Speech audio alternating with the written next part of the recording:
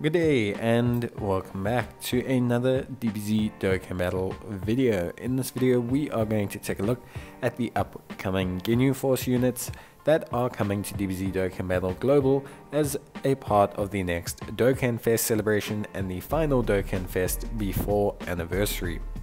So we're going to take a look at Captain Ginyu, then we'll take a look at his banner units. I am on Twitter, which is where I've pulled the information from. So, in terms of Captain Ginyu, he is a Terrifying Conquerors or Planet Namek Saga category lead of 170%, with an additional 30% for characters who belong to the Space Traveling Warriors category. I think this is a pretty good leader skill, just right off the bat. I really like this leader skill. I think it's quite strong. Planet Namek Saga obviously features all the Ginyu Force units. The Terrifying Conquerors category includes pretty powerful units like Frieza, Cooler, Bojack, Turles, tons of units actually that are great under the Terrifying Conquerors, Saiyan Saga, Nappa and Vegeta as well, Raditz as well. So you've got quite a few decent options underneath there that'll all link up pretty well and do pretty well together. In terms of link set, we've got Frieza's Army, Gentleman, Respect, Ginyu Force, Loyalty, Signature Pose and Fierce Battle. Honestly speaking, the link set is fine. You're definitely obviously going to want to link up Ginyu with other Ginyu Force members and obviously himself. So it is very important to take note of this. Remember that it is Captain Ginyu as the base unit, so he is AGL type and he does share a name with the other Captain Ginyus currently in the game. In terms of his passive, he has attack and defense of 180%. with an additional attack of 50% when performing a super attack.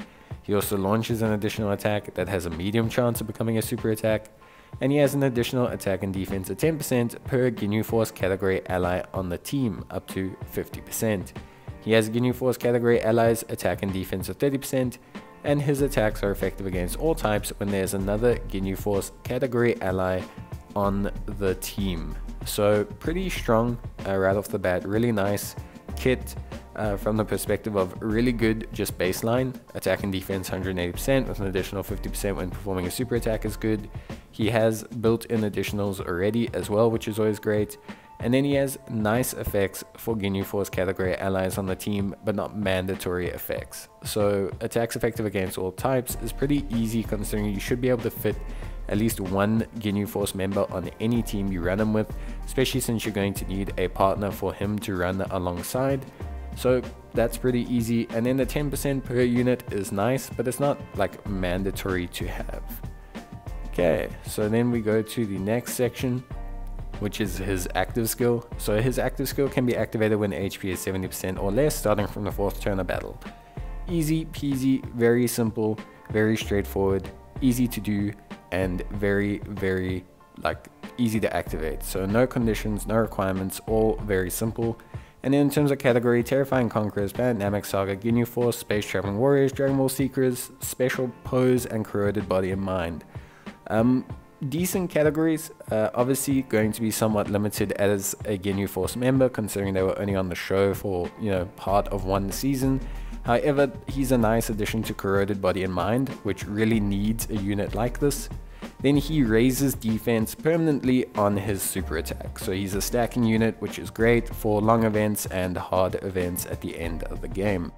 Okay, now we're going to move on to the next section. Okay, so this is his exchanged form. So this is the Ginyu Goku, basically. A couple minor changes here. So leader skill won't change, none of that will change. His link set has remained the same, which overall I think is very good, considering the fact that he's obviously going to want to link with Ginyu and Ginyu Force units, so having like a Saiyan link in there just wouldn't make sense. His passive has obviously changed. He now recovers 59% HP once you do the transformation. He has attack and defense at 200% with an additional 50% attack when performing a super attack. He launches an additional attack that has a medium chance of becoming a super attack. He has an additional attack and defense at 10% and a chance of performing a critical hit and chance of evading enemy super attack plus 10% up to 50% with each attack performed. So he's getting gradually stronger. And then he has a high chance of forcing enemy super attack when there's an ally whose name includes Jeice on the team. So when he transforms, it removes a lot of his Ginyu Force based requirements, pretty much giving him full reign of his passive without hindering him in any way, just the Jeice portion of it. So that's really, really good. He also now permanently raises attack on his super attack, so he doesn't do anything else, he now just raises super attack. Along with him will come Jeice and Burter. So Jeice and Burter, just to touch through them briefly, they have Space Traveling Warriors 130% lead. They have a Ginyu Force based link set as well, with Frieza's Army, Frieza's Minion, the Ginyu Force, Signature Pose, Loyalty, Fierce Battle, and Tag Team of Terror. They are on pretty similar categories to Ginyu, just on obviously joined forces instead of corroded body and mind. And then in terms of passive, they have attack and defense of 150% with a medium chance of launching an additional super attack, plus an additional attack of 10% with each attack performed, high chance of evading the enemy's super attack, plus Space Traveling Warriors category support, and all allies have attack and defense when there is an ally whose name includes Ginyu attacking in the same turn. So pretty good. Then we have, in terms of their special attack effect, they raise attack and defense for one turn, which is all pretty straightforward. So really solid. Nothing too crazy there. Then we have Raccoon and Gildo.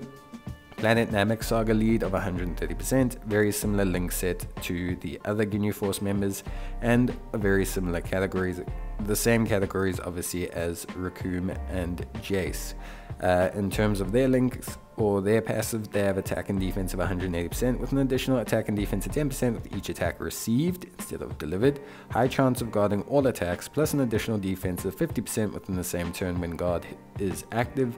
They seal the attacked enemy's super attack, guard all attacks, and have a high chance of stunning the attacked enemy when there's an ally whose name includes Ginyu attacking in the same turn.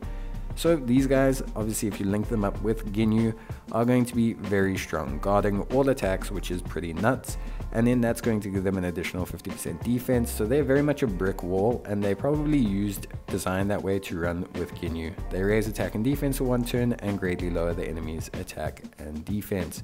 So that is pretty much it for everyone's passives and all the information about the units.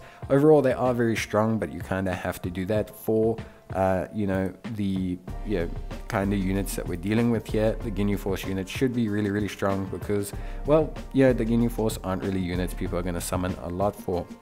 I think if we go through to the next tab, we'll see their super attack.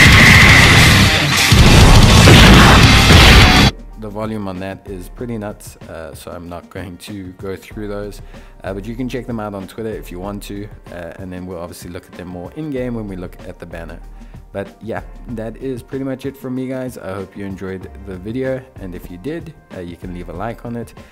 Otherwise, I will check you guys in the next one. So until then, take care, stay safe, and I'll see you guys in the next video. Bye.